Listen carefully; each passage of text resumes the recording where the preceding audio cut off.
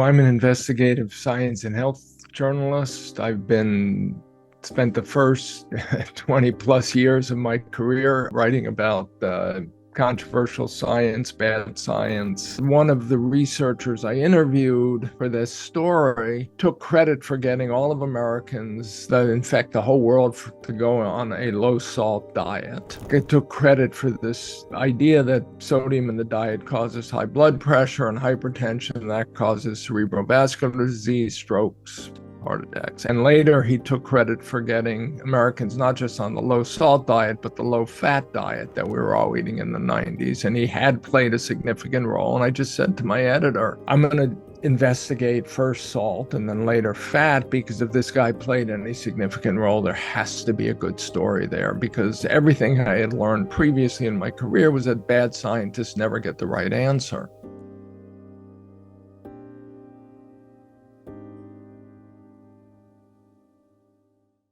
Welcome to the Plant-Free MD podcast with Dr. Anthony Chaffee, where we discuss diet and nutrition and how this affects health and chronic disease, and show you how you can use this to optimize your health and happiness, both mentally and physically.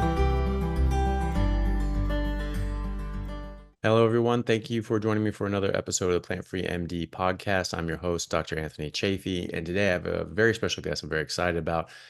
Gary Taubes, who is someone who's been in this space for a very long time, fighting the good fight for better nutrition and health around the world. Gary, thank you so much for coming on and being a guest. It's a pleasure to see you. Anthony, thank you for having me. You're very welcome. I did want to say, sorry, it's late at night here, so I'm a little punchy. Do you ever introduce a guest and not say you're excited to have them there? I have. I usually try to be excited for all my guests. You know, I mean, that's the nice thing about not having to do this as a profession. It's just as my own entertainment and enjoyment, is that everybody I have on is someone I'm excited about, because otherwise I don't have them on. So that's what I would have thought. Yeah. So yeah. Okay. Yeah, but yeah, very astute. So I mean, I think that most people would have come across your work, but for those who haven't, can you please tell us a bit about yourself and your work? Okay, so I'm an investigative science and health journalist. Spent the first 20 plus years of my career writing about controversial science, bad science, fraud cases, becoming fascinated in how hard it is to do science right and how easy it is to get the wrong answer. And late 90s, I stumbled into nutrition and have never been able to get out. And written 5 books, beginning with Good Calories, Bad Calories in 2007, which in Australia I think is published as The Diet Delusion. And my latest book, which came out in January, was Rethinking Diabetes, and is as much a medical history book as it is, well, far more the history of medicine than it is a diet book, but fascinating journey to research and write. Yeah, absolutely. I first came across work actually watching the documentary with Vinnie Tortorich. I first saw your work there. I'd come across to this space from a very circuitous angle, and so I didn't know all the different sort of figures in this who'd been working on this for decades.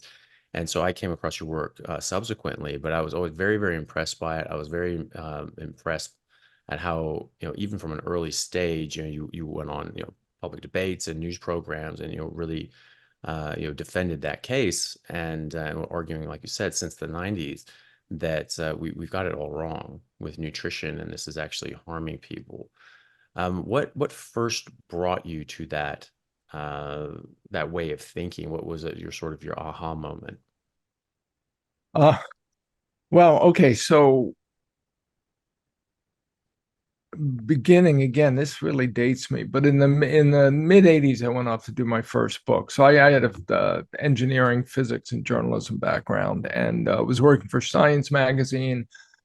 I thought I had an opportunity to write a book about what was going to be the greatest discovery in physics in 40 years, according to the scientist who was making these claims, and he was about to win the Nobel Prize for his earlier work. And so I went off to Geneva, Switzerland. Today we would say I was embedded with his research team, and I watched these very smart, talented physicists realize that they had screwed up their interpretation of their experiment and had claimed the discovery of something that didn't exist. And I got fascinated with this issue. The book was called Nobel Dreams. Excuse me. And I got fascinated with this issue of bad science. My second book was called Bad Science. It was about this cold fusion, which was the great scientific fiasco of the late 20th century, and is now shows up in virtually every other science fiction movie ever made. After I got done writing about cold fusion, my friends in the physics community said if I was interested in bad science, I should look at the stuff in public health, because they said it was terrible. And it turned out it was. So the learning experience in doing these books about sort of hard experimental sciences was how meticulous and rigorous and critical you have to be, because if you're not meticulous and rigorous and critical, you're going to screw up. Nature is somehow going to figure out a way to fool you. You're going to misinterpret your evidence and embarrass yourself, for lack of a better way to phrase it. So in public health, all of this rigor and meticulous experimental research can't be done because it's too hard. When you're studying chronic diseases, you've probably discussed this before in your podcast. You want to know if the very first thing I wrote about was electromagnetic fields from power lines. Can they cause brain cancer? And you can't randomize people to living next to power lines and not living next to power lines and seeing which group gets more brain cancer. So you have to just observe the people in different populations and then hope that you can understand all the various factors that might be influencing their disease risk. And the reality is you can't. And so rather than lower their standards, we've seen this happen. I mean, this was out in the public with COVID-19 and vaccines. Rather than just lower your standards and admit what you don't know, which is whether or not these things are dangerous, the public health community just decided that they didn't have to have high standards for establishing proof or evidence or compelling arguments. It was all a luxury to them. Everything that the physicists of the world had taught me was absolutely necessary for establishing reliable knowledge was considered a luxury in public health that they couldn't afford. So they didn't have to do it. And since the early 90s, when I started on this, I think that's gotten worse and worse, not better and better. And again, it all blew up with COVID and vaccines. Towards the late 90s, I stumbled into nutrition. Funny story, I needed a paycheck. I was living in Los Angeles. I was a correspondent for the journal Science, which is a fancy word for freelance writer. I needed to pay my rent. I called up my editor in Washington. I said, do you have a story I could turn over quickly? And that way I could get a paycheck and pay my rent. And he did. It was a new article coming out in the New England Journal of Medicine on the DASH diet, dietary approaches to stop hypertension. And I won't go into the details, but one of the researchers I interviewed for this story took credit for getting all of Americans, in fact, the whole world, to go on a low-salt diet. And it took credit for this idea that sodium in the diet causes high blood pressure and hypertension. That causes cerebrovascular disease, strokes, heart attacks. Anyway, this guy was clearly one of the worst scientists I'd ever interviewed in my life. And I'd written a book about cold fusion that was called Bad Science, where I thought I had interviewed surely the worst scientists in the world. I literally got off the phone with this guy and I said, actually, I did multiple interviews with him. And later he took credit for getting Americans not just on the low salt diet, but the low fat diet that we were all eating in the 90s. And he had played a significant role. And I just said to my editor, I'm going to investigate first salt and then later fat, because if this guy played any significant role, there has to be a good story there, because everything I had learned previously in my career was that bad scientists never get the right answer. Like nature just isn't that kind.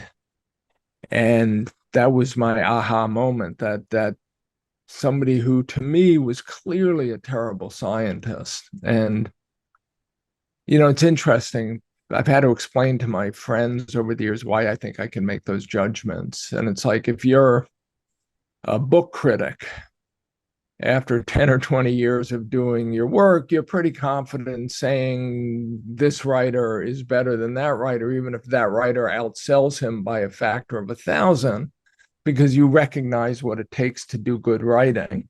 Mm-hmm. Which is different from telling a good story or writing a mystery novel or, a good murder mystery. So anyway, the same thing happens in science. There are certain things that trigger that are only bad scientists will say. And there are certain ways of speaking with humility about their evidence that good scientists will say, because the good scientists are always afraid they're going to screw up. That's what keeps them up at night, basically, is how could they have screwed up? And that's all they think about. Like, how did I misinterpret this? Because surely I did. And the bad scientists are so convinced they got the right answer that they never crosses their mind that they could have screwed up. So anyway, that was my aha moment. The guy named Jeremiah Stamler, who I might add, to his defense, lived to be 101 years old. So he might have gotten something right. Mm-hmm. Anyway, he didn't have a clue what it took to establish reliable knowledge, and took credit for getting us on this low salt, low fat diets. And I spent 2 years, 9 months doing one magazine article for the journal Science. I interviewed about 85 researchers and administrators. I had stacks of documents. Back then you had to go to the library and Xerox them. And when I was done with that, I spent a year on doing the dietary fat story. And, as we've been living with ever since, the idea that low-fat diets are good for us, or we should avoid saturated fat in the diet, was based on terrible evidence.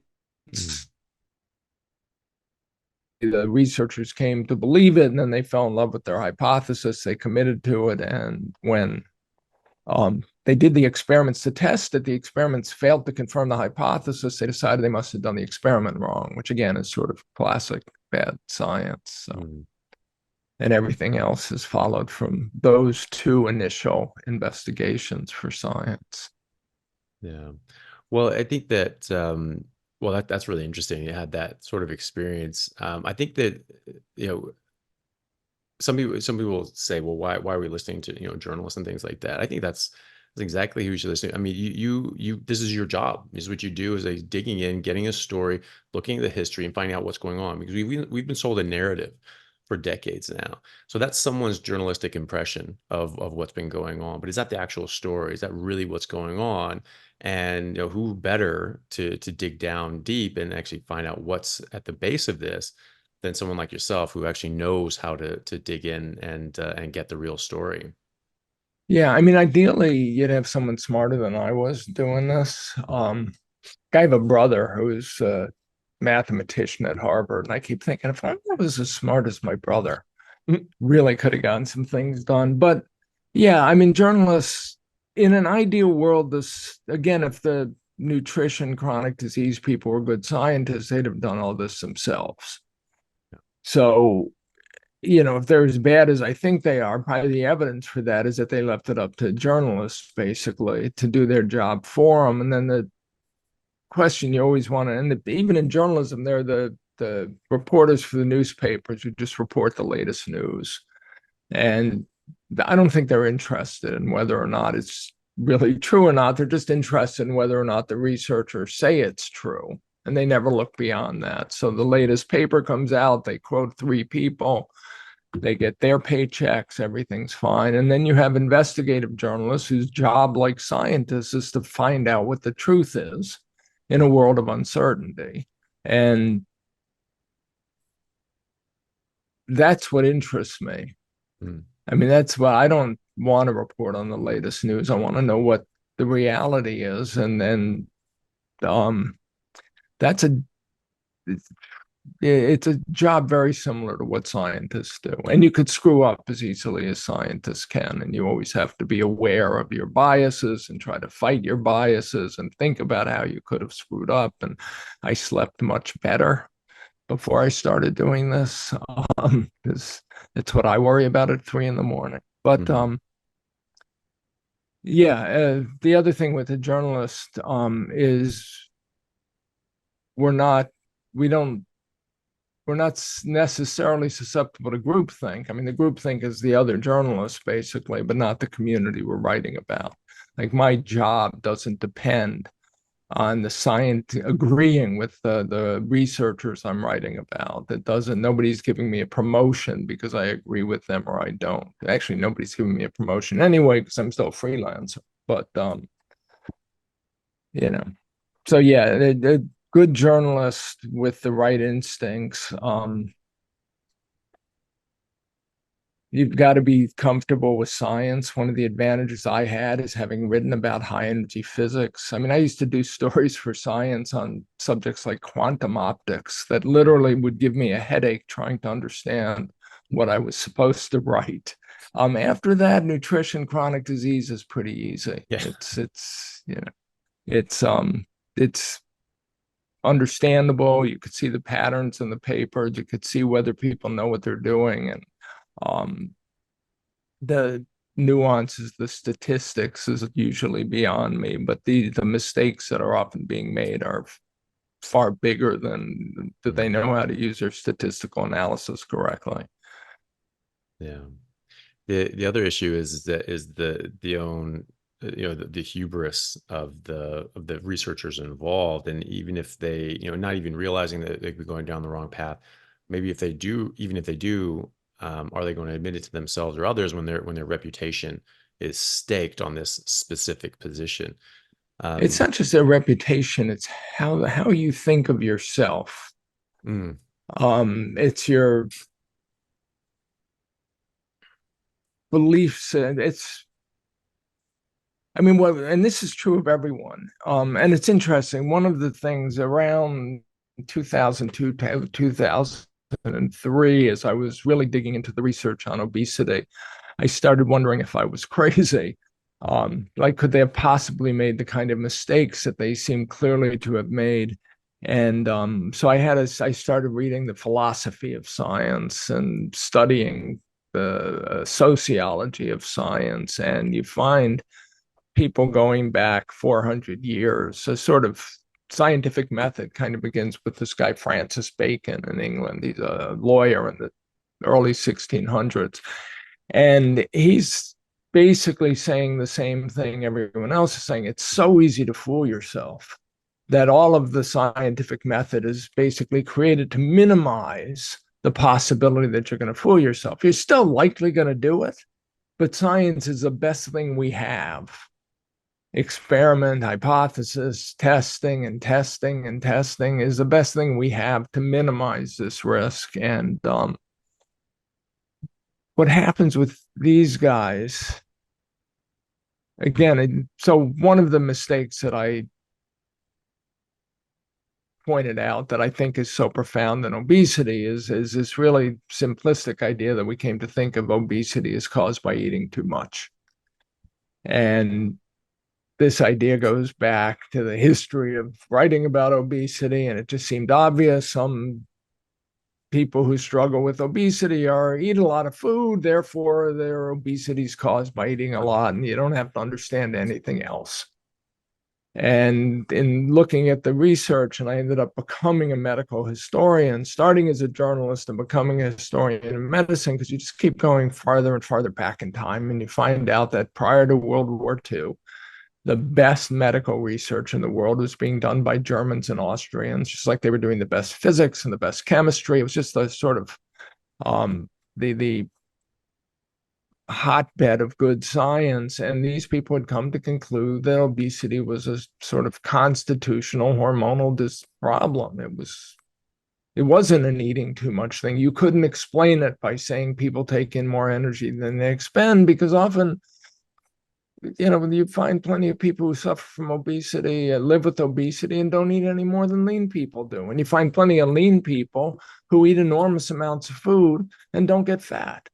So the whole energy balance thing is meaningless. And they had worked their way through this. They started in the early 1900s believing that obesity was caused by this imbalance between intake and expenditure.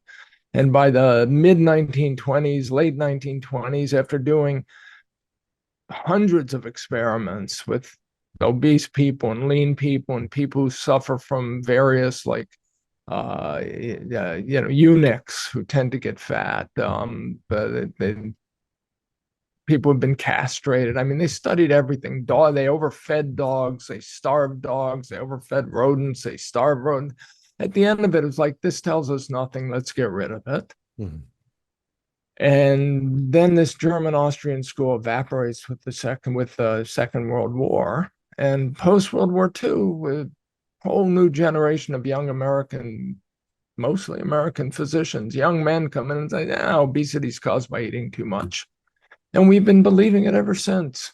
And the problem is when you grow up believing that, and all your work is based on it. So like when we talk about why do ultra-processed foods make us fat, the answer is they make us eat too much, right? They somehow trigger this unconscious consumption of excess calories.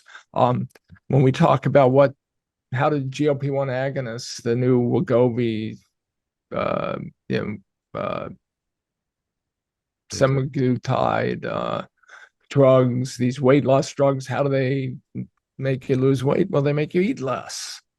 It's sort of everything is based on this concept that you get fat because you eat too much. And when your whole career is based on that, when everything you've ever done is based on that, when everything you've ever written is based on that, when all your colleagues believe that, it's like belonging to a church, right? And everybody in your church believes one thing, and you've based your whole career on that. It's virtually impossible to even accept the possibility that it could be wrong. Not only that it could be wrong, but it's funny, I gave a talk back in 2009 at the Pennington Biomedical Research Center, which is in Louisiana, in the United States. It's the largest academic obesity research center in the US. And I gave this talk about this, how we had misunderstood obesity and how it had to be a sort of hormonal neuroendocrine disorder, to use a technical term. And at the end of the talk, this very distinguished gentleman in the audience raises his hand. And he says, got a slight European accent. He says, "Mr. Taubes, is it fair to say that one subtext of your talk is you think we are all idiots?" Because I've just explained to them that and I'm thinking, yeah, it's fair to say, but I can't actually say that, right? That would be insulting. So I said, look, I just think when you people came in, like your generation in the 1960s, you were given this way of thinking about obesity, this framework that it was caused by eating too much. And it seems so intuitively obvious, you never bothered to question it. And now it's 40 years later, it's too late. It's like too big to fail.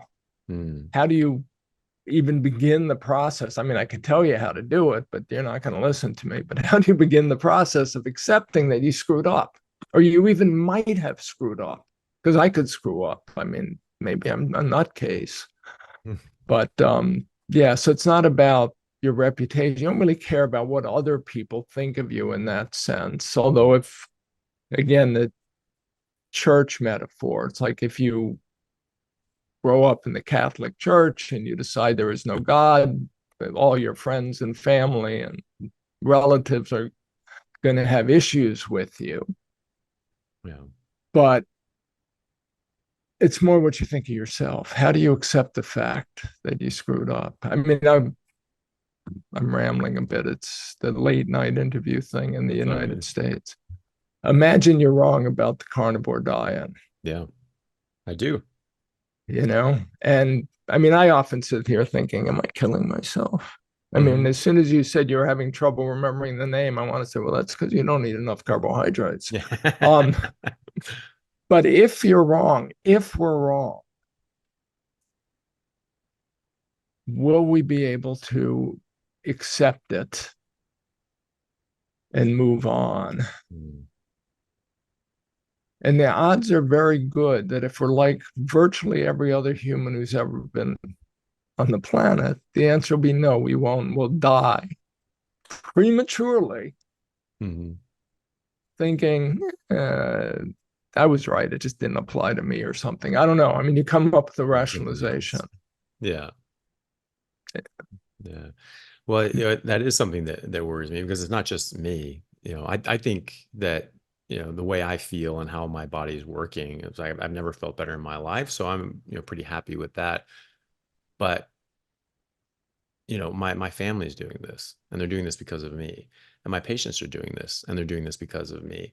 And the people that listen to my podcast are doing this, and they're doing this because of me, and they're listening to me, and they're getting guidance from that. And that freaks me out, because I really don't want people to be hurt, and I really don't want people to take my advice and have that be wrong and have that hurt them. That freaks me out. And which is why when I was first coming on this, before I ever had a platform, I started asking, I was like, okay, what am I missing? What are all these plant-based people? What are all the vegans and the Walter Willits and the Michael Gregors of the world? What do they know that I don't? And so I went to their websites, and I read their works, and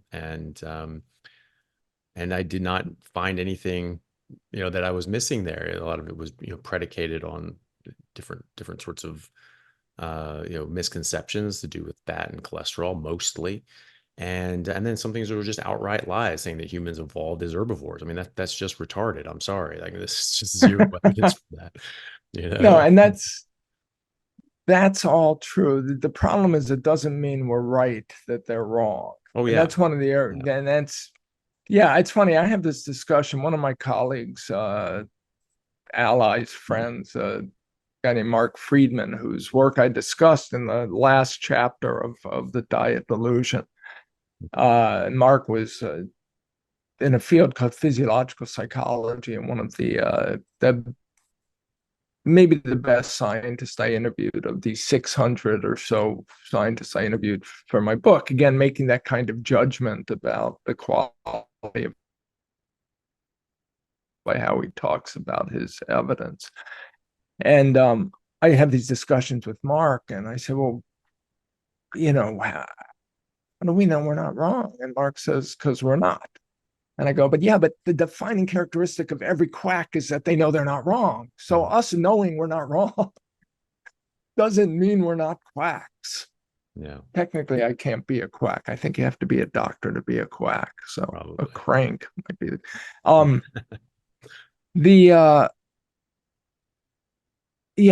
brought this. So the second and last book I wrote was called The Case for Keto, which was, I really wanted to write a book that just explained why anyone would do such an extreme diet, like why you would do an even more extreme diet. And at one point, I wanted to call it The Case for Fad Diets, but my publishers rejected that. And in it, I discuss the fact that we can eat this way and get healthier. So this was described to me by a South African physician I interviewed for the book, who was working outside of Vancouver in Canada. I forget his last name, but I'm not going to take credit for it. But he said, for 40 years, we've been told to prescribe diets by hypothesis. So the hypothesis is low-fat diets will make you live longer because they'll prevent heart disease. But you can't actually experience heart disease being prevented. You can't experience any disease being prevented. Like even if you go on a diet for longevity, you can't experience yourself living longer than you thought you were going to live because you never knew how long you were going to live in the first place. The flip side is diet by experience. You try this diet and you're overweight and you're diabetic, you're whatever symptoms you have, and you go pick a way to eat and your symptoms go away and you're healthy. And you tell your patients to do it and your patients do it and their symptoms go away. And now you've got diet by experience. You don't know if they're going to live longer because we don't have that evidence. But you know that the way they're eating has made them healthier. And that's really the best we can do. Everything else is fingers crossed that health in the short run translates to a healthier, longer life in the long run. But we're not telling anyone to trust us. Nobody's eating this way because they're preventing a chronic disease, even though if we're right, they are. They're eating this way because they're healthier this way than they were, and they can experience that change in their health. So on that basis, we're in pretty safe territory. Although I did have a friend, a screenwriter in Los Angeles, who used to say that if I was wrong, I would have to flee to Argentina with all the other people who, like the Nazis who killed millions in World War II. But yeah. Well, I mean, but the same argument could be made against the Ansel Keys of the world. The people that purposefully took money to falsify the data, hide the experimental trials, disproving these things. But I mean, I mean, if that's the case, that they turn people away from a healthy path, and yeah, and I that don't think I was just this is a my interest has always been and I like all my books on some level are about good science and bad science and cognitive dissonance and groupthink. And I don't think these people and Ansel Keys, I don't think he did what he did because he took money from anyone, even though he got funded by the sugar industry and Jeremiah Stamler got funding from the corn oil industry. But John Yudkin, who was a major anti-sugar figure, and if we're right, was kind of a hero, he took money from the artificial sweetener industry because they needed to fund their research back then. NIH wasn't giving out a lot of money, and if you get someone to fund your research, you lived with it.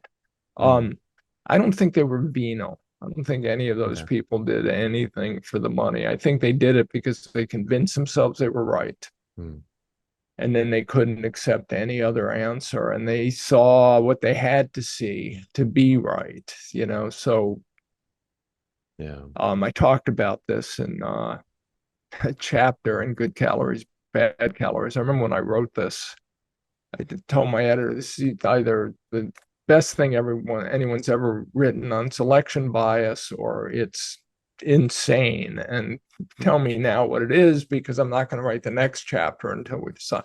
But it's as though, you've got evidence like a coin, you've got heads and you've got tails, and you believe that every time you flip this coin, it's going to come up heads. And every time you flip it and it comes up tails, you say, I didn't flip it right. Or the surface was uneven, or the wind was blowing, or the sun was in my eyes, or, and you come up with you get a do-over every time the evidence disagrees with how you think. And people really do think like that. That's what Francis Bacon, this guy 400 years ago, said. It's like we just see the evidence that supports our opinions, and we ignore the evidence that doesn't. And so people get into that mindset and they just become convinced they're right. And I think that's what motivates them. Keyes said a few things towards the end of wasn't late in his life. He also lived to be over 100, whatever that means. He said some things that made me wonder if he really thought he was right towards the end. But I've dealt with these people. I've interviewed them. Again, the joy of being a journalist is you get to talk to these people. And I really don't think, corporate influence, the corporations, the food industry, the drug pharmaceutical industry have influence on a much sort of meta level. But in the level of the scientists, they're just taking the bad science these people produce and running with it. And then the people who produce the bad science just convince themselves that they're right. And then they can't let it go. Hey everyone, really happy to announce a new sponsor for the show and for everybody down in Australia, Stockman Steaks, who are delivering high quality grass-fed and finished pasture-raised beef and other meats, flash frozen and vacuum sealed to your door, something that I've been enjoying a lot of myself recently as well. They also have a great range of specialty items such as high-fat keto mince and carnivore beef and organs mince with liver, kidneys, and beef heart as well. So use code Chaffee today for a free order of beef mince or another specialty gift along with your order at stockmansteaks.com.au, and I'll see you over there. Thanks, guys. Yeah, So, it is an interesting situation to be in. You know, when you've dedicated your whole career to something and you see evidence of it being wrong, that you have a sort of existential moment where you're like, what's happening? My father was a physicist and now retired, and computer scientist, and he was at Berkeley at the Lawrence Livermore Radiation Laboratory. Worked with Louis Alvarez and those people. He was on his team with the on the early cyclotrons and cracking atoms and cool. things like that. So he was on those teams, and one of the physicists that he worked there with, I don't recall his name. He walked into his office one day at the Lawrence lab, and he just looked like he'd just been struck from above. And my dad looked at him and was like, are you okay? And he said, I think I may have just wasted the last 20 years of my life. And I said, well, what do you mean? They up to that point, everyone thought that gravity was the underlying unifying force in the universe. Now they're studying these other sorts of forces, these atomic forces, such as the electrons and protons, and their sort of attractive force to each other, which is 1 × 10⁻42 power times more powerful than the gravitational attraction. And so he said, these plasma forces are 42 orders of magnitude more powerful than gravity.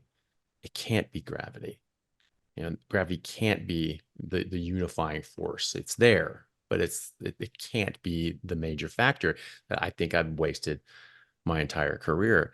And his existential crisis ended up being that he actually just went straight out of physics and he went to a completely different line of work. He just said, I can't do this. I don't know if he didn't trust himself and trust his own judgment, but it really threw him for a spin, and he left the whole industry. Well, this is and this is reality. Mm.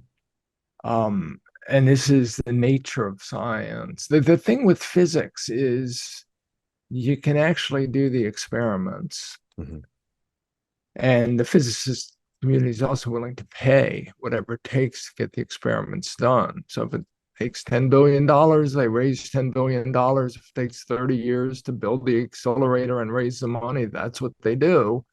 And then you can actually determine who's right and who's wrong, and someone's going to be wrong. But again, in nutrition and chronic disease and public health, you can't do the experiments. You can do the short-term experiments, but you can always find an out. You can always find an excuse for why you're right and they're wrong. And I've been accused of this because experiments, again, every time you flip the coin, if you're right, maybe you'll get 8 heads and 2 tails, or 80 heads and 20 tails, and that's a good sign that you're right, but you're never going to get 100 and 0.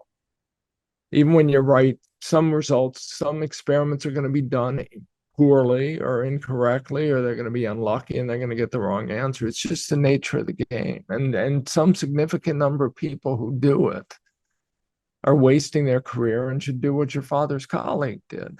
By the way, Louis Alvarez, Louis, was his son Walter? I guess his son was Walter Alvarez. Yeah. Louis said, only trust what you can prove. It's one of my favorite sayings in science. And I think I quoted it even in the Rethinking Diabetes, only trust what you can prove. And the problem is, you can't prove anything in nutrition and public health. So you always have, part of the secret to being a good scientist is to not commit yourself. Like, you might want something to be true, it's your baby, it's your hypothesis or your experimental result. But as soon as you commit yourself, you're screwed, because now you're never going to pay attention to the evidence that suggests you're wrong. That if it, sometimes you get 8 heads and 2 tails, and the correct answer is tails. Mm. And you got to be willing to accept that. And so the key is you have to remain humble, weirdly enough, or speak about the evidence with humility. And the world is full. I used to quote these, when I wrote about physics, particularly, I had this whole files of quotes about, um, experimentalists talking about the likelihood that they screwed up. And theorists tend to refuse to believe they screwed up, but they invariably, most of them are wrong. I just pitched a article to Science, who I used to write for in the 90s, because in the mid 90s, I did a story on something called string theory. You probably know what string theory is. String theory was the latest way to unify gravity with these other electromagnetic and strong forces. And it's the idea that on one level, particles aren't point-like particles, are little vibrating strings. And we're going on the 40th anniversary of the breakthrough in string theory, and there's zero evidence to support it. Mm. And I don't think anyone even knows how to test it. And I want to go back. I wrote an article that won me journalism awards in like 1994 on the 10th anniversary about the state of the science there. And now I want to know if there are people who think they wasted their careers. I spent, the young men who went into string theory in their 20s are now my age. Yeah. Do they feel they wasted their career? Because that's what science is. Often it's just wasting your career going down a blind alley. Yeah. Yeah. Funny enough, you mentioned Walter Alvarez. People don't know he was the guy who came up with the theory that the asteroid killed the dinosaurs, and his father Louis helped sort of show that with the different sorts of materials that they found in that sort of the black line that goes across the world. That was also my dad's best friend in high school. They grew up together at Berkeley High School, so they were very close friends. And Ansel interesting. Keys was from Berkeley, by the way. Oh, was he? Oh, I didn't know that. Actually. Yeah. Yeah. Yeah. Yeah, interesting. He But yeah. grew up, went to Berkeley High. Oh, okay. Is that why did you spend time in the States? Because you don't have a accent to my ear. No, I've only lived in Australia for 5 years. So I grew up in Santa Barbara and Seattle. So we moved up to Kirkland, Washington when I was around 9.5, 10. And my dad went into like computer science and programming after the Lawrence Lab, and took a contract with Boeing and was up there doing all the different sort of defense contracts and things like that that Boeing had up there. So we relocated up to Washington, and yeah, I've lived abroad. I played rugby, and wanted to play at the top levels possible. So I played all the top levels in the US and Canada, and wanted to go higher than that. And so I went and played professionally in England. And then I decided to stay abroad for medical school and practiced over in Ireland for a couple of years, and came back and was doing humanitarian work in Bangladesh with you may have heard of this, the Rohingya refugees that in Myanmar, there was like a genocide in like September 2017, sort of killed like 200, unofficial numbers, 200,000 people in about 6 weeks, and 1 million people fled into southern Bangladesh. And there wasn't really anybody helping. It wasn't being publicized. It wasn't one of the sexy humanitarian crises. It was just a real one. And no one was really going there because it was a pretty dangerous area. ISIS was very active at the time and targeting Americans, obviously, the few that went over there. And so people were just saying, just don't go. No matter what you do, don't go. But I went anyway, just because no one else was going. And I felt that was important to do. And then after that came down to Australia just to get back going with my surgical training. And but yeah, no, I make it a point not to pick up the accent. I learned how to speak properly once. I don't need to do it again. And So I try not to pick up the accents wherever I go. When I, playing rugby with people, we travel all over the world, and there was always one guy on the team that just like immediately adopted the accent of whatever country we're in, and like I just felt so embarrassed for him. It was like so cringy to me. It was just like, can you stop? Like that's just like just stop. Sometimes it's just a habit, though. If I'm Yeah. around Southerners in the United States, I'll pick up a drawl. And Mm. I Yeah. haven't spent more than I think I drove through the South Hmm. once, highway 10, 12 hours. But Yeah. sometimes it's just a habit. Yeah. The is your father still with us? He is. Yeah. Yeah. He's retired now. What Summer. is what does he think of the carnivore? He's been carnivore for 6.5 years. He And has. So yeah. you convinced him or he convinced you? Um, I he convinced himself, based on my experience and the things that I had found out. And I was back helping them out. Both my parents needed surgery at the same time, and I just sort of said, why don't I just come back and just help you guys out for a while? And then when and then I was in Bangladesh, and then when I came back, um, I was there helping out, and that's when I rediscovered the whole carnivore diet, because that was my circuitous sort of um, pathway here. Was when I was in my early 20s and I was doing my undergraduate degree at the University of Washington in Seattle. I took a class in cancer biology where the professor told us how toxic plants were and how they were very highly carcinogenic, and there were all these dozens of identified carcinogens and all the different fruits and vegetables and produce items that we eat. Talking about this is the natural defense mechanism of plants and these toxins that they make. There's about 1 million of them, and many of them can be carcinogenic.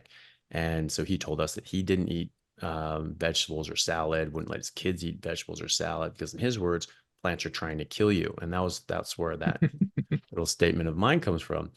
And that just blew the top of my head off, and as well as the rest of the people in the class. And I just refused to eat any plant after that for years. And it wasn't until I was in England that I just sort of started slipping off of that.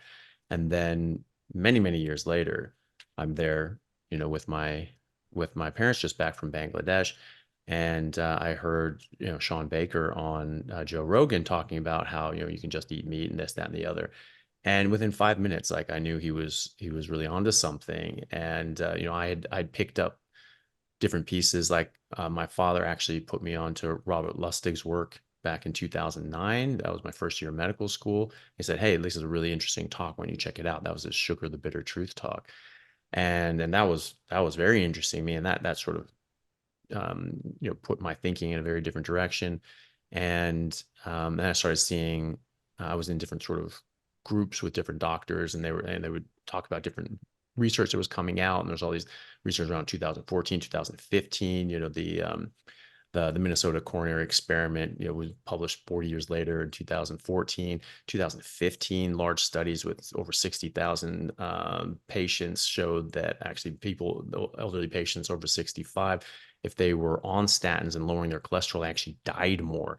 And they're questioning this, like, hey, is this actually something we should be doing? So I was aware of all those sorts of things. And I saw Baker talking about this, and everything just sort of clicked for me. That, wait, hold on a second. That's what I was doing for 5 years when I've never felt better in my entire life. And I've always been trying to figure out how to get back there. That's what I was doing. And like, humans just are, meat eaters. We've been eating meat for millions of years. We've been apex predators for millions of years.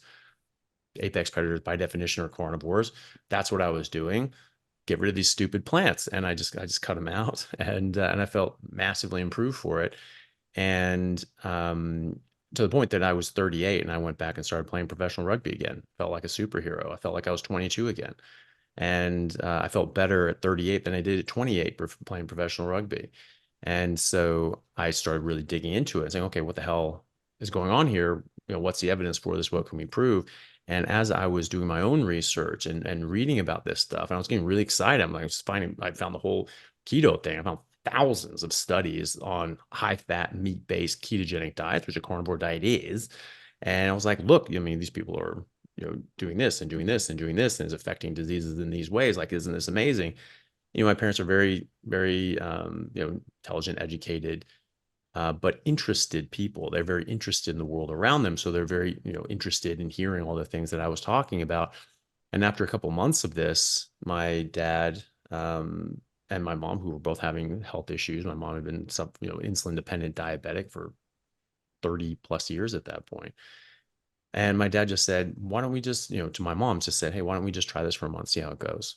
And so she decided, she did it with him. Their lives turned around. I mean, within a month, it was remarkable the difference that it made. My father was diagnosed with Parkinson's around that time, and he was had just had a bad complication after a surgery where he had a very serious internal bleed on warfarin, and thankfully I was there with him, because if I wasn't there with him and recognized what was going on, like, he probably would have died, because my mom said she would have no idea to have called an ambulance or take him in. All he had was just back pain. But, and people over the age of 65 on blood thinners, if you have acute severe onset back pain, that's a bleed until proven otherwise. And so I was just like, right, we need to get you in. And sure enough, he was bleeding.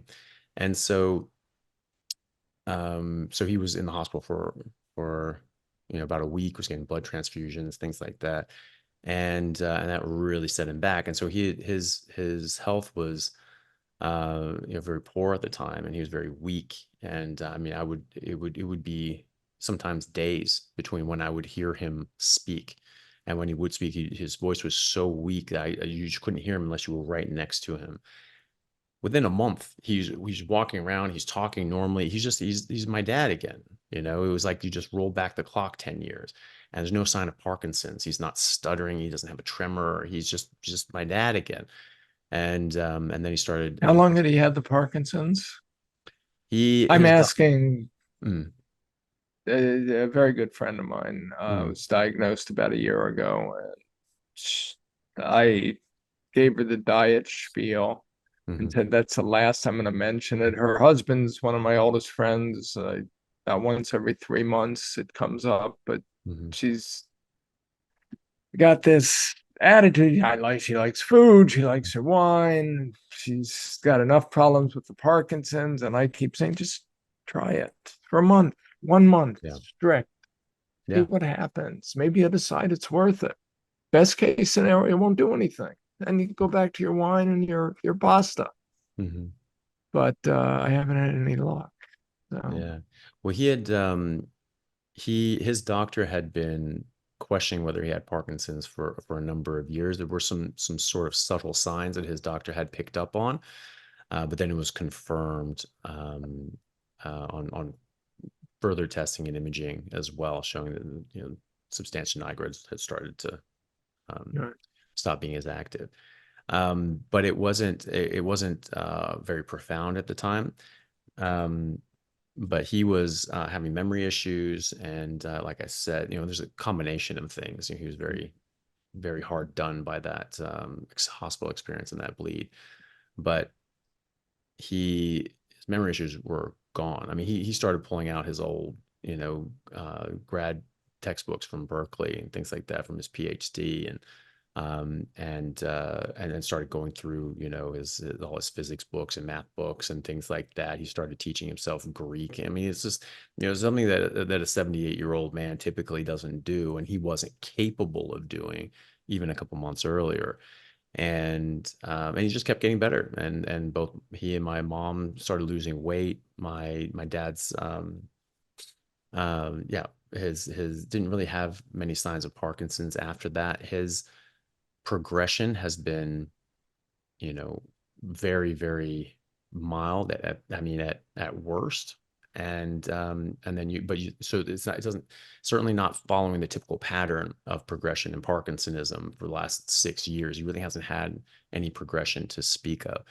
And so you could see some signs. He has a bit of a tremor sometimes, but it's not Right. always there. Difficulty getting going sometimes, but it's not anything close to what you would expect for a 6 year sort of onset. And also, Right. he's come off his medication. He didn't like some of the side effects he was having with it, and so he hasn't been on medications at all. So no medications, and yet really no progression to speak of. My mom reversed her diabetes in 2 months. You know, her HbA1c went from 8.9 to 6.1 in 2 months as she was coming off medications. And now she's off all So medications, you off said she all was insulin. Oh yeah, insulin dependent, but she was type 2. she was type 2. Yeah, but she Okay, burned her she was on pancreas. insulin, and Yeah, yeah. yeah. And yeah, so yeah, type 2, but insulin dependent. So she came off, yeah, all her oral medications, reduced her insulin down to a minimal dose within 2 months.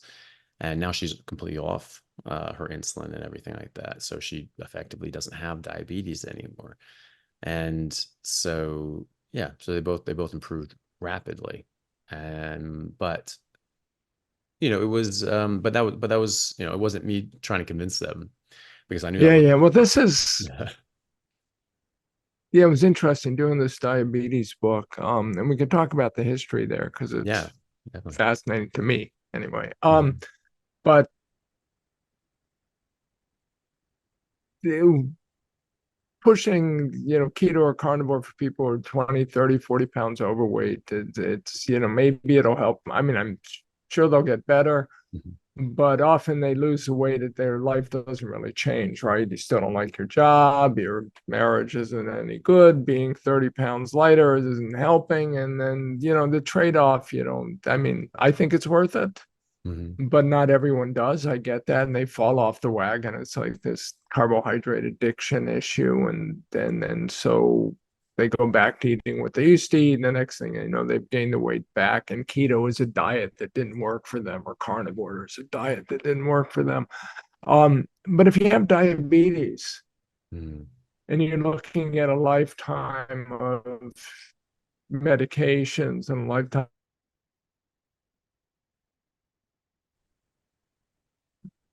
dependent and a lifetime of injecting yourself with insulin, I mean, um, it's a much different sort of trade-off. Now, being healthy means a lot more to you. mhm, Being unhealthy means a lot more to you. And so I always had this feeling that diabetes would be the sort of tipping point of this theory, because you could convince people, look, try this diet and you'll essentially be healthy, or we can give you drugs. mhm, Um, Montreal physician, a woman whose name I'm going to forget now. I'm glad your father's memory is terrific, but mhm.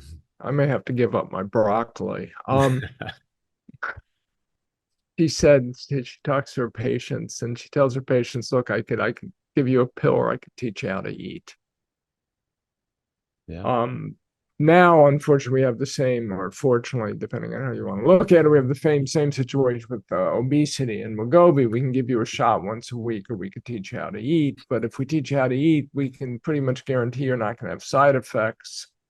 You're not going to get inured to it. It's not going to blow up in your face 10 years from now.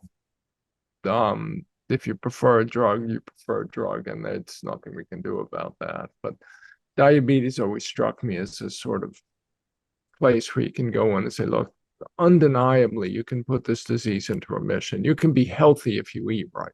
Mhm, Okay, no drugs, no medications, no blood pressure medications, no blood sugar medications, no worry about neuropathies and going blind and kidney failure and all the other complications of diabetes. It happens even to people who try to keep their blood sugar good control with drugs. They still get these complications.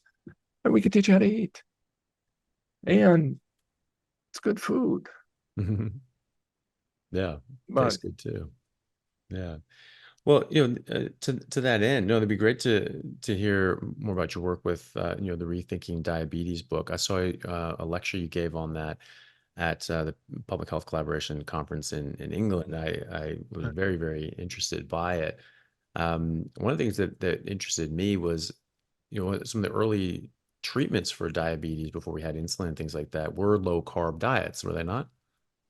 well, that's the thing. The first physician to successfully put a case of diabetes into remission and write about it in the Mhm. literature was a British physician named John Rollo, 1797, Mhm.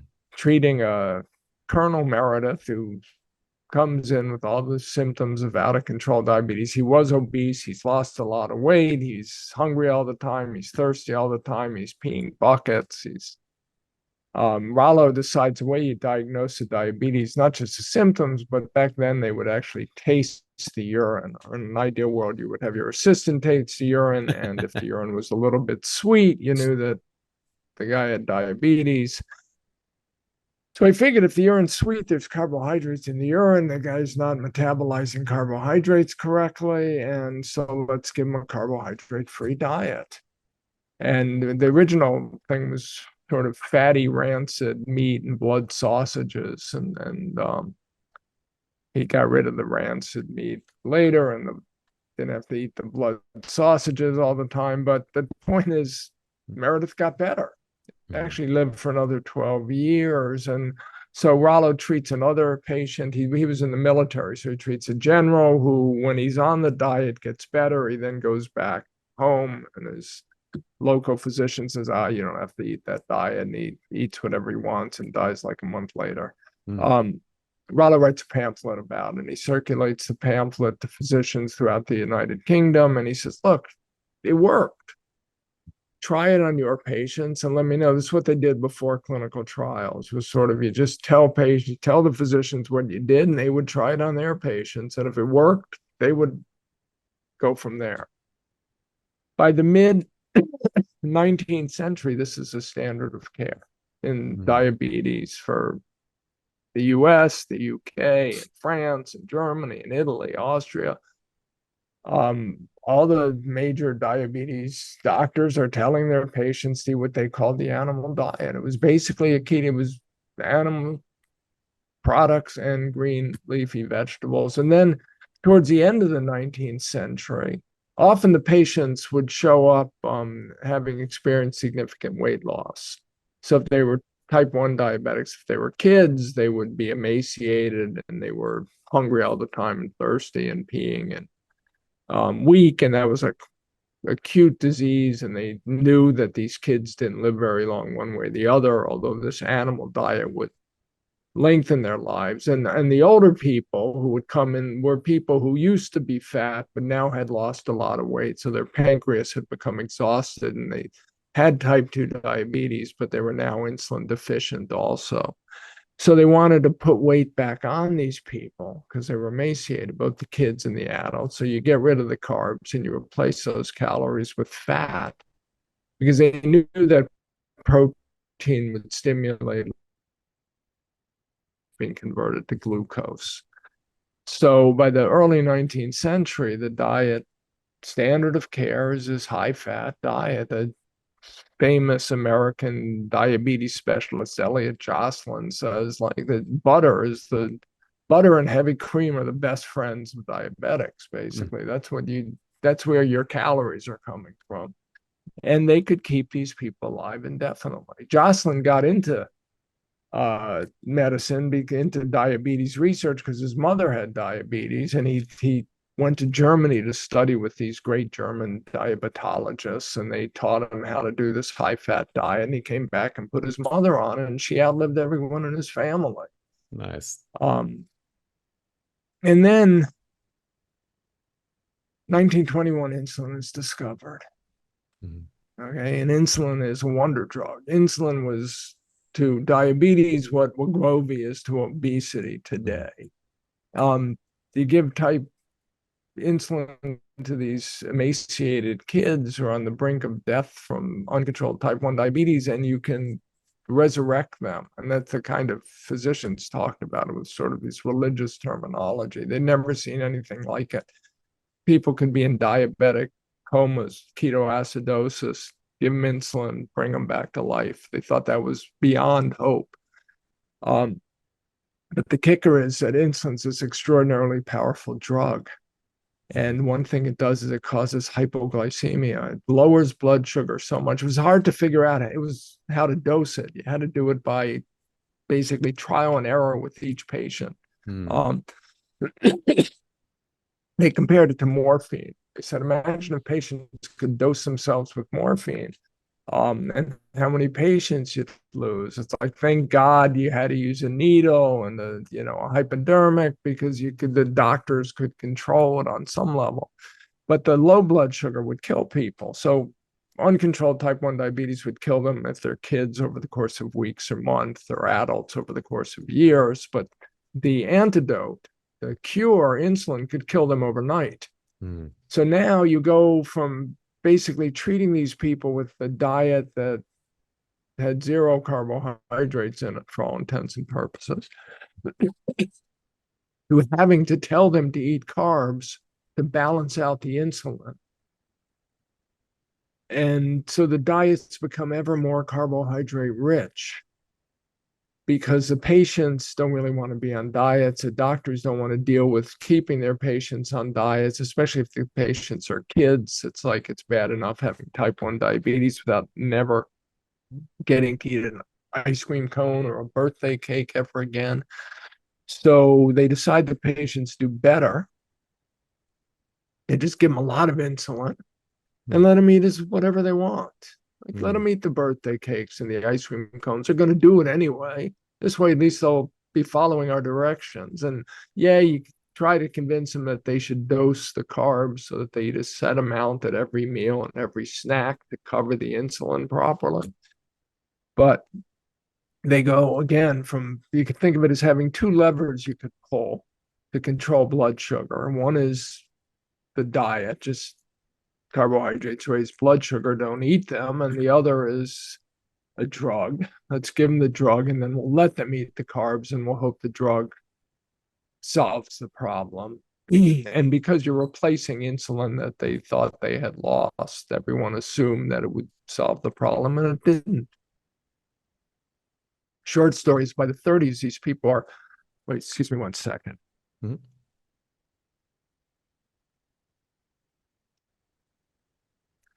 I knew I should have brought water up to my office, but I didn't. Right. Anyway, by the 1930s, these people are getting all the manifestations of the complications of diabetes. Kids who had been kept alive for 10, 15 years on insulin are now they're going blind, they're having kidney failure, the neuropathies, their limbs are being amputated, arteriosclerosis is blooming in every vessel in their body. And now they're dying prematurely and still tragically young, like in late 20s, early 30s. The older patients are getting the same complications, and the doctors assume that the problem is poorly controlled blood sugar. You're not doing a good enough job controlling blood sugar. So how do you control blood sugar better? Higher doses of insulin, longer lasting insulin, new insulins, new oral hypoglycemic drugs. Nobody ever stops and says, why don't we just tell them not to eat carbohydrates? And as soon as somebody does, somebody else says, oh, they're not going to go on a diet. Or if you don't eat carbs, they'll have to eat a lot of saturated fat, and that'll kill them from heart disease. So, again, the history is fascinating. And the revelatory thing to me was that even as this idea of evidence-based medicine came in the 1970s, 80s, 90s, and doctors started saying we have to have a strong evidence base for how we're treating our patients. You need randomized controlled trials to demonstrate that what you're doing is to do and better than other approaches. They grandfathered in some approaches. They never really thought about the alternatives, because at the time that evidence-based medicine emerged, they had long ago forgotten there were alternatives.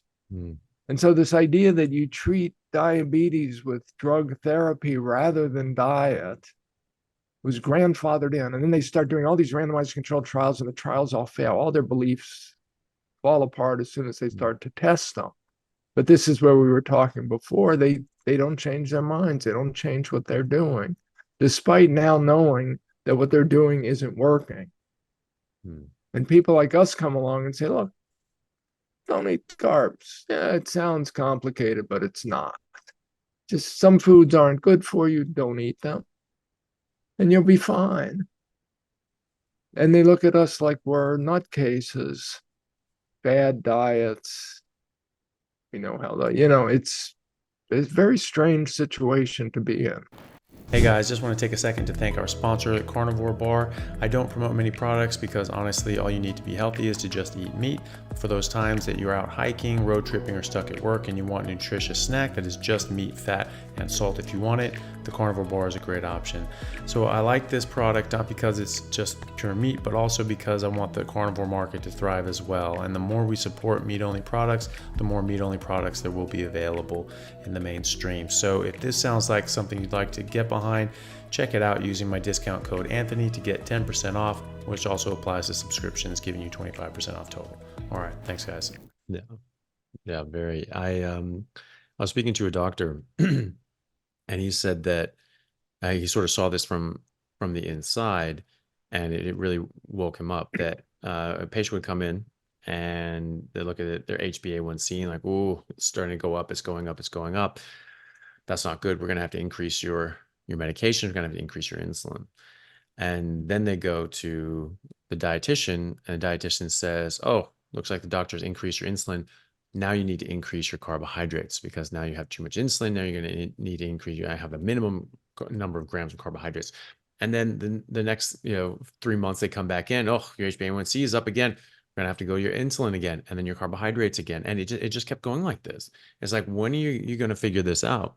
That this is that you're causing the problem that you're trying to fix. I spoke to a type 1 diabetic who said, why I couldn't ever do a ketogenic diet because I have to have carbs because I'm diabetic. And so I have to take insulin because I'm diabetic, and therefore I have to eat carbs because I'm diabetic. It's like, you've got those backwards.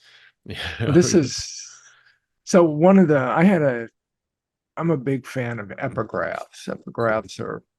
Epigraph's a little quote that starts a chapter. It's usually in italics. I love these things. I love quotes about good science and bad science. So I had an epigraph at the beginning of Rethinking Diabetes. It was from a patient, a young man with type 1 diabetes who I had interviewed. He had been a chef and became a journalist. So he interviewed me when I published my sugar book, The Case Against Sugar. And he had told me that he had type 1 diabetes. And I said, oh, I got to interview you because I'm going to write a book about diabetes. So he's telling me about being diagnosed in his mid-30s with type 1 and in Roswell. And when you're diagnosed with any chronic or any disease, you're thrown into disease land. You know nothing about it. You've been living your life, thought you were healthy, and suddenly it's a whole world of complications and consequences and terms and drugs and treatments and processes you've got to learn about. And this happens to him with type 1, and he's getting his diabetes educator and his physician are explaining to him what the issue is. And they say, look, you've got type 1 diabetes, your body doesn't make enough insulin anymore. So when you eat carbohydrates, your blood sugar goes crazy. So we're going to give you insulin, and then you're going to keep eating the carbs to balance out that insulin, because otherwise you'll get low blood sugar and die. So he says, wait, let me get this straight. So I've got type 1 diabetes. My pancreas is failing me. Carbohydrates are the problem. Insulin is the antidote. And you want me to eat the problem and take the antidote. Why don't I just not eat the problem? Mm-hmm. And he said the doctor looked at him like he'd never thought about this in his whole life. He was like mystified by this idea. It's like, rather than eat the carbs, take the antidote, just don't eat the carbs. Then we don't have to deal with the antidote. And every drug comes with, the drug doesn't exist. It doesn't come with complications, consequences, and side effects. He also said, the doctor says to him, well, people find it very hard to comply to that diet. People don't adhere to it. And he said, well, if I had just told you that I was going to take up an exercise program an hour a day, would you have told me, oh, people find it hard to run an hour a day? I wouldn't want you to get disappointed if you can't keep it up. And the doctor went like, no, of course not. I'd advocate for your exercise. And then let me try the damn diet and see what happens. If I don't stick with it, I don't stick with it. Don't tell me in advance that I shouldn't try it because I might not stick with it because I'm going to miss my ice cream cones and my pasta. It's a crazy world. And now with these new GLP-1 drugs, we've got a whole new world of new drugs that everybody loves. So I don't doubt for a second that they're better than insulin. This is one of the other crazy parts of this history. So, like I said, insulin was discovered and purified in 1921 and tested in early 1922 on these young kids in Toronto. At the time, they have no way to measure insulin levels, hormone levels in the bloodstream. So they assume that they know there are different types of diabetes, this acute form that kids get and this chronic form that older, heavy people get. But they assume they're all insulin deficiency diseases. So you treat the kids by they don't make insulin, so you give them insulin. And you treat the older people, you also give them insulin. Because they're insulin resistant, you have to give them enormous amounts of insulin, but you give them insulin because they got an insulin deficiency disease, so you think. 40 years later, somebody finally comes up with a test, an assay that allows you to measure insulin and other hormones accurately in the bloodstream. And the first thing they notice in their papers, very first papers they ever published, type 2 diabetes is a disorder of not low insulin, but high insulin. So people have high blood sugar and high insulin. They must somehow be resistant to the insulin. Therefore, they have insulin resistance. So now you're giving a patient whose disease is characterized by high levels of insulin more insulin to cure it.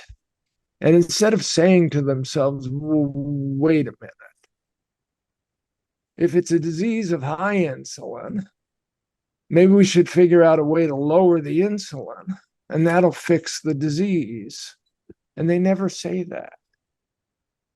I mean, and when I say I never say that, I read an enormous amount of the diabetes literature, and I cannot find more than 2 or 3 people suggesting and quickly being shushed or like, nah, it'll never work. But suggesting that if it's a disease of high insulin, the treatment is not more insulin, but figuring out how to lower the insulin. The way you lower the insulin is you lower the carbs. So you get rid of the carbs, you bring the insulin down, you bring the blood sugar down, and the patient's fine. The problem is that they can't eat carbs, so don't eat carbs.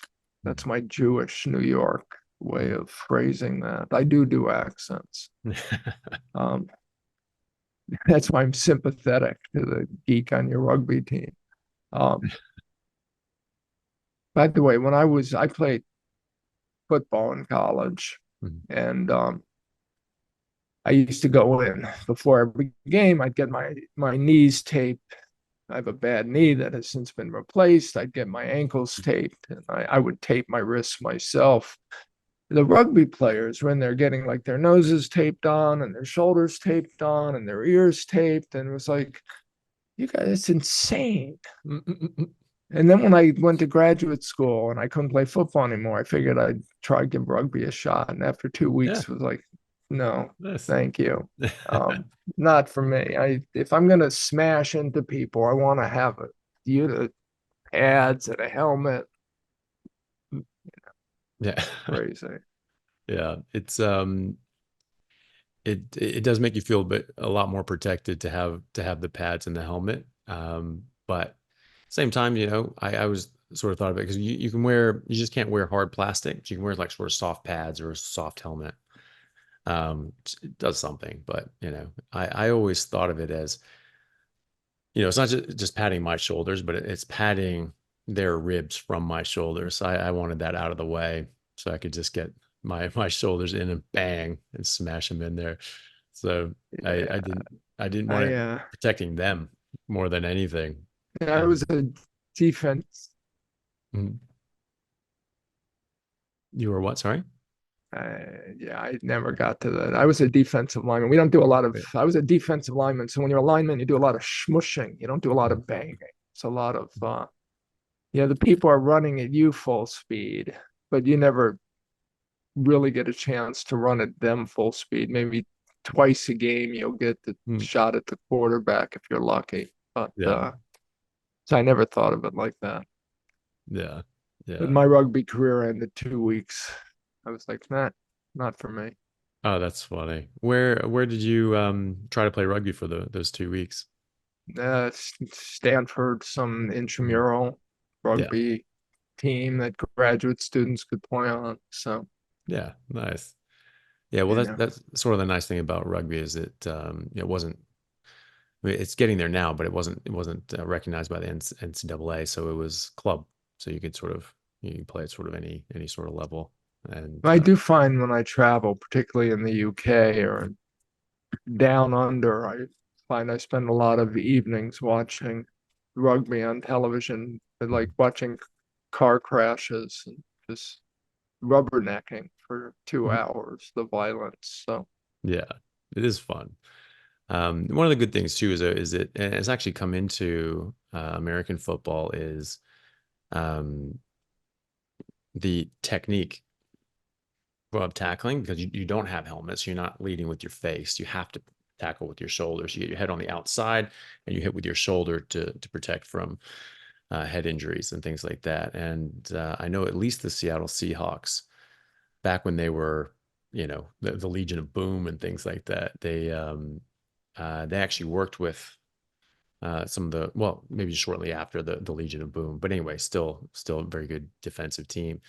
They worked with the Seattle Seawolves, the professional rugby team up there, to start coaching those shoulder tackles as opposed to face tackles, which will hopefully help with the concussion rate in the NFL. You still get concussions in rugby. I got a number of concussions that I got, but at least you weren't tackling with your face anyway. but that's, when I can't remember something, that's always the other. It's like, oh, either I don't eat enough carbohydrates, or if I had too many concussions, or I'm just becoming an old man. It's hard to Yeah. tell which of these, or our head gets full because there's so much information we're deluged with that Mm, we're picking and choosing what's worth remembering. yeah.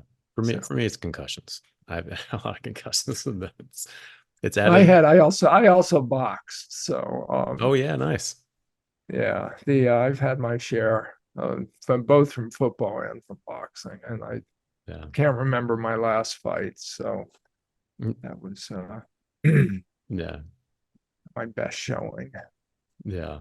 Yeah. It's well, that's probably, a good reason to be on ketogenic diets. It's good for TBIs and neurological recovery. So it might be. It's funny. I was thinking about, I'm always, so for a while, I had co-founded this not-for-profit, the Nutrition Science Initiative, with Peter Attia, who has since become wildly famous as a longevity guru.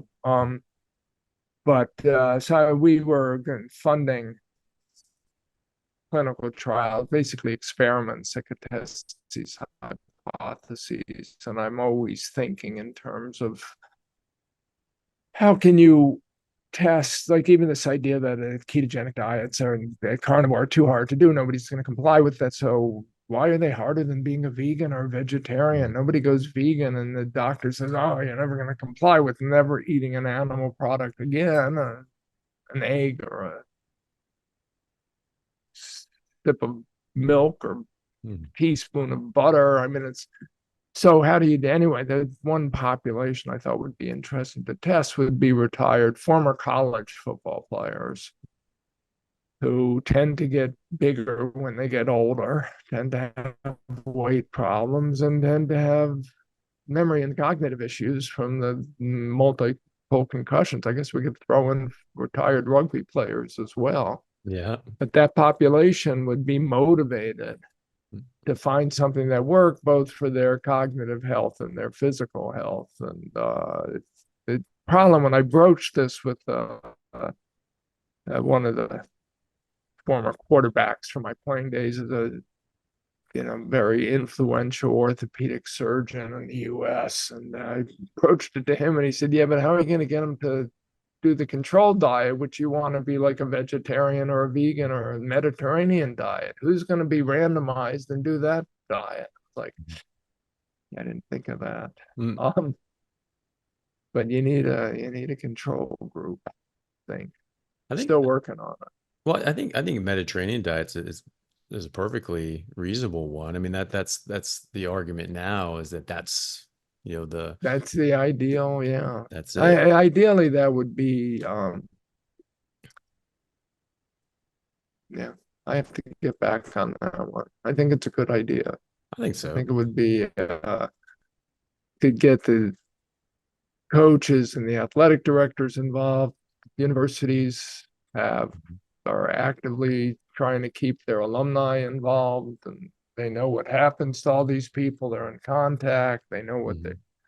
I mean, one of the captain of my team my senior year now weighs like 400 pounds and has been Mm. bedridden for 10 years Oh God, poor guy. and Yeah. bed chair ridden, technically not bedridden. I want to get to him and say, look, Yeah.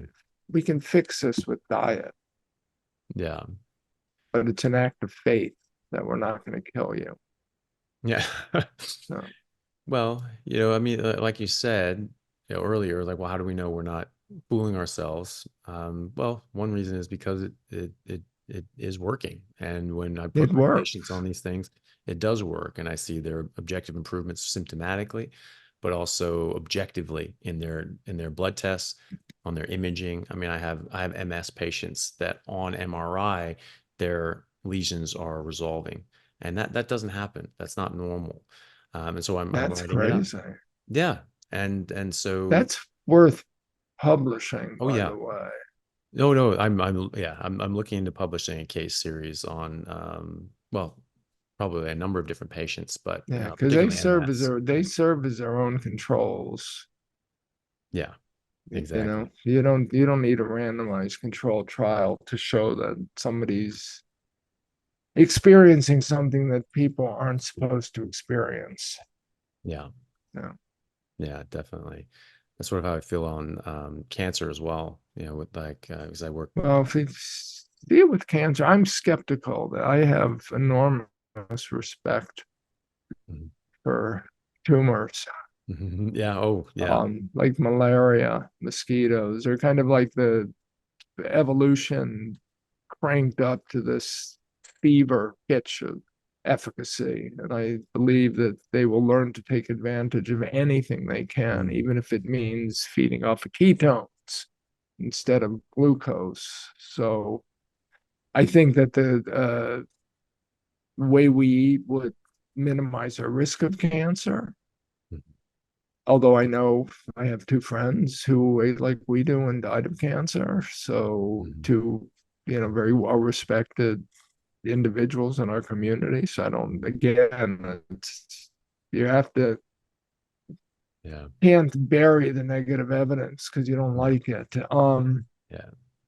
But I would love to see a clinical trial to see whether it helps with treatment. Well, certainly in studies have been done so far. My particular field is in neurosurgery, so it's with GBM. That's glioblastoma, really nasty stuff. But that's the main work of Professor Thomas Seyfried at Boston College, and he's done a lot of animal studies and things like that. And and there are human trials. There's over a dozen. There's another sort of 8 or 10 in the works right now. They're smaller, looking at, sort of 20, 30 patients. There's a randomized control trial with about 20 patients showing benefit from ketogenic metabolic therapy. All the studies that have the lower the carbs, the better the outcomes typically. And so you get under 50 grams, they have better outcomes than people are just like low carb, which means like 200 grams or something useless like that. And but under 20 grams it's even better, and so on. And so Professor Seyfried looks at the GKI, the glucose ketone index, and you get that below 2.0, consider that therapeutic. Below 1's optimal. What Seyfried found was, continuing on the work of Otto Warburg, was that cancer cells, in particular GBMs, run on glutamine as well. And so like GBMs will get about 75% of their energy from glutamine. And so another way and we make glutamine just like we make glucose, and it's in plants, it's in meat, and so it does denature if you cook it. And then there's periods of fasting. You can sort of abstain from getting the glutamine and the glucose. But he found that the best effects in animal models come from using a glutamine blocker, such as Dawn, it's a long chemical name. And he did a very interesting rat trial where they had 4 groups, and one was just given, they sort of implanted GBM equivalents in these mice. And there's one group that was just fed this normal rat chow. Other one was given a calorie restricted ketogenic diet. And all the studies show that calorie restrictive ketogenic diets are better for cancer. And one was just given Dawn, and one was given both. So chow group died very quickly. The keto group lived much longer, but still died second. The Dawn group lived, again, basically a third longer than the keto group, which you would expect if that's its main source of energy, of the cancer's energy, is from glutamine. And the combination group, where they were given keto and Dawn, they didn't die at all. And on imaging, they found that most of the tumors had completely disappeared, or at least significantly reduced. When they sacrificed the animals and look at them histologically, the cancer cells were basically just all dead in most of the cells. So it's very interesting. There are larger studies being done now. Cedars-Sinai is doing one specifically on GBM, and they're trying to get, upwards of 120 patients. It's going to be a multi-center approach, phase 2 trial. And so No, it's happening anyway. I hope you're right. I mean, again, I hope you're right. Well, That and it's just the one of the animal experiments. Something a fellow told me back in wasn't even after I wasn't writing about nutrition yet. I can't remember why he told me this. He was an old Italian cancer researcher, Thomas Jefferson in Philadelphia. And he said, Gary, if you can't cure cancer in a rat, you shouldn't be in this business. It's so easy. nice. And I think, I mean, clearly being hyperbolic because it's still not easy to do it in a rat, and most of them, but you got to work in humans. Yeah. I hope it does. It's a nasty disease. And so, It is. once you have that, I mean, even if you have like the best treatment, it's the cat's sort of out of the bag, and it's a very devastating illness, and you do everything right, and you still might not make it.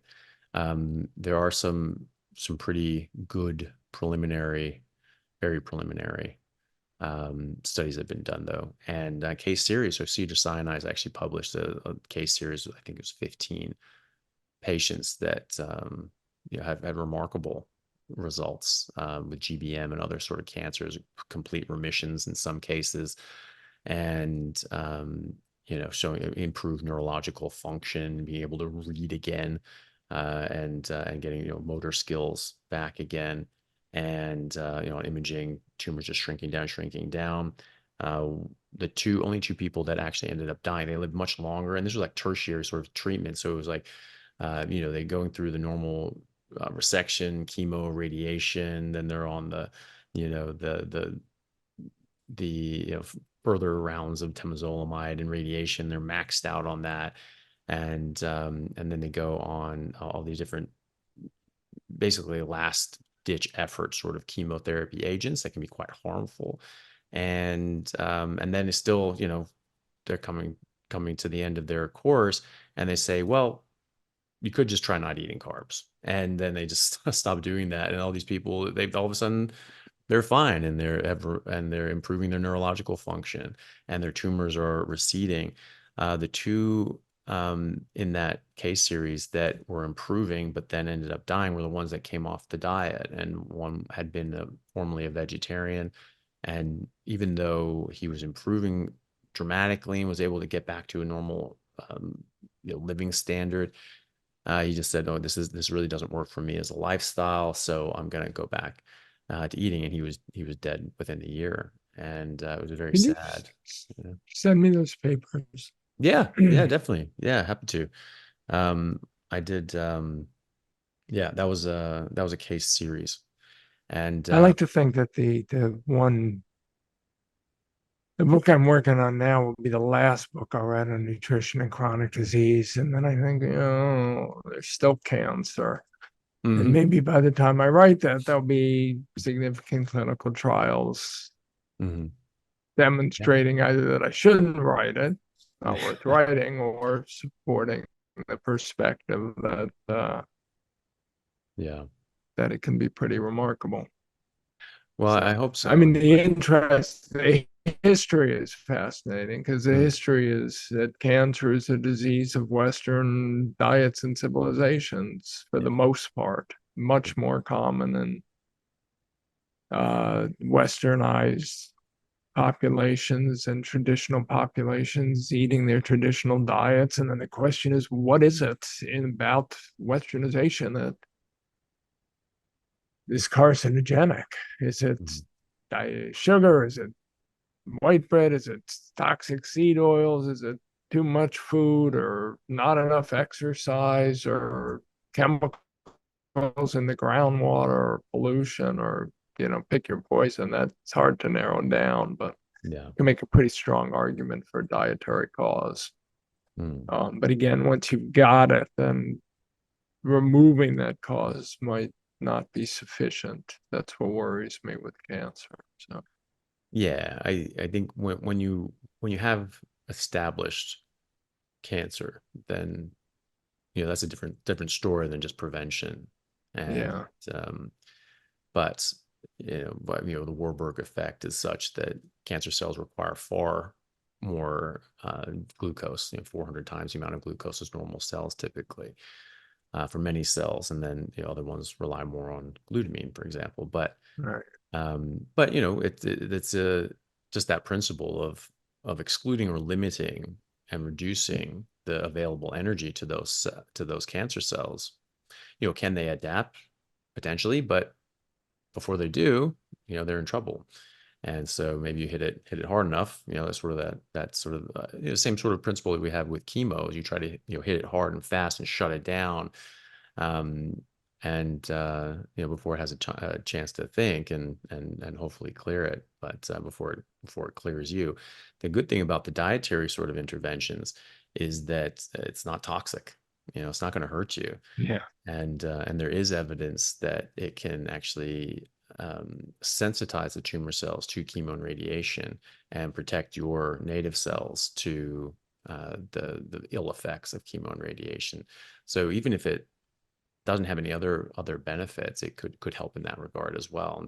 And it doesn't hurt is the main thing. You're not hurting anybody by doing this, and so you just add it. It's just another tool in your toolbox, and you just throw it in there in the mix. It's not going to mess anything up. Could help, Yeah.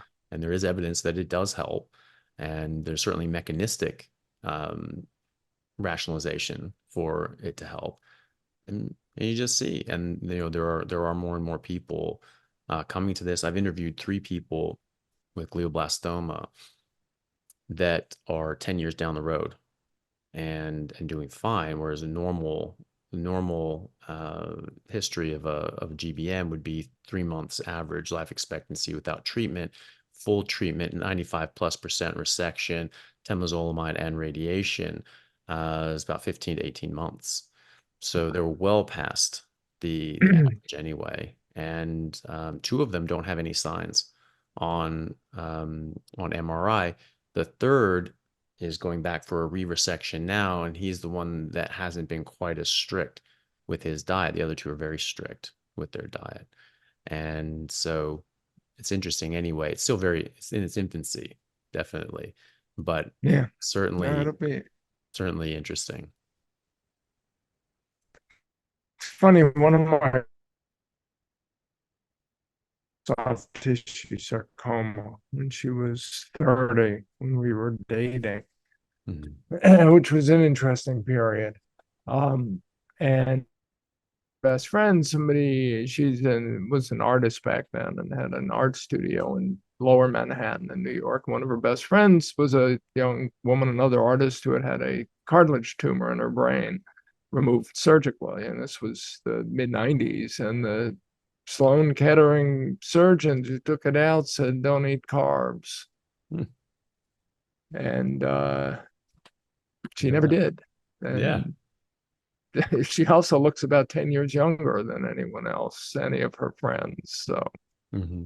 uh, beneficial side effects, Yeah. perhaps. Again, it's hard not. One of the reasons, funny, back in the 60s when people started thinking that the advocates of low carb diets like Atkins were quacks was because they would say, look, it cures everything.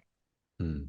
And that's a sort of another thing that quacks like to say, yeah, take it, it'll cure cancer, your arthritis will go away, your dandruff will get better, your bad breath will clear up, your gingivitis will clear up, your tinnitus will go away, Mm. your lumbago, you name it. Your And the taxes will be weird better. thing is a lot of things get better when you remove carbohydrates from the diet. Hmm. And so people tend to sound like untrustworthy, unreliable. That's like my friend with Parkinson's. I mean, it's heartbreaking. And all I want, just 1 month. I know it sounds like quackery, but 1 month, what do you have to lose? You're looking at ideally decades of a chronic disease that's going to cripple you Hmm. and is already. Give it a try. Yeah. And with Well, that, I should yeah. probably get to bed. It's late Yeah. here on I the was East gonna, Coast, West yeah. Coast of America. Yeah. I was gonna say I've taken up quite a lot of your time, and I really appreciate that. Gary, thank you so much for coming on. I'm sorry we didn't get to talk about your other books, but it was absolutely fascinating conversation. It was really great to hear your perspective on these things. Everybody go out and get Gary's books, especially his new book, Rethinking Diabetes, and they're absolutely fascinating. So, where can people find you and get your books and check out your website and things like that? Well, my website is garytaubes.com. I've been doing a Substack newsletter with Nina Teicholz, Hmm. Unsettled Science. That's the good news. The less good news is we're apparently going to bifurcate into two newsletters, and I can't tell you what my new one is going to be. Hers will still be Unsettled Science and will still be very much worth reading. Um, Hopefully by the time this comes out, I don't know when you're going to post this. Probably next I'll few know weeks. what I'm doing. Um, and yeah, my books are available wherever fine books are sold. Uh, so Great.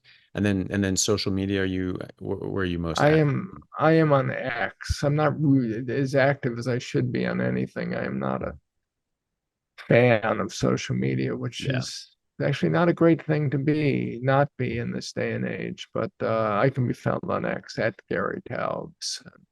perfect. Um, Yeah. yeah, that's about it. All right. Tony, thank you. We should do this again someday. Absolutely. No, it'd be We'll absolute pleasure. digress less. Yeah.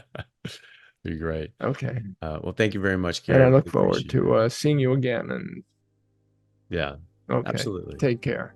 Thank you. You too. Hey guys, thank you very much for taking the time out to listen to what I had to say.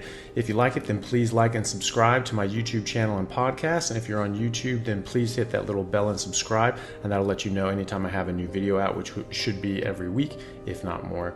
And if you could share this with your friends, that would help me get the word out and let me know that you like what I'm doing. Thanks again, guys.